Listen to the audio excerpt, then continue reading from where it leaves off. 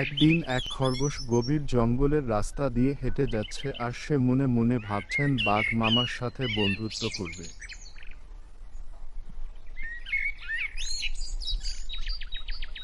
হঠাৎ খরগোশের সাথে রাস্তায় দেখা হলো একটি গাধার সাথে। তখন খরগোশ গাধাকে জিজ্ঞেস করল, কোনো রাস্তায় গেলে বাঘ মামার দেখা পাব? তখন গাধা খরগোশকে রাস্তা দেখিয়ে দিল। খরগোশ দেরি না করে হেঁটে চলল। খরগোশ অবশেষে বাঘ মামার দেখা পেল আর বাঘ মামাকে তার বন্ধুত্বের কথা জানালেন। বাঘ মামা ও তখন খরগোশকে বন্ধু বানিয়ে নিল। তখন খরগোশ একটি কবিতা বলতে বলতে বাঘ বন্ধুর সাথে হেঁটে চলল।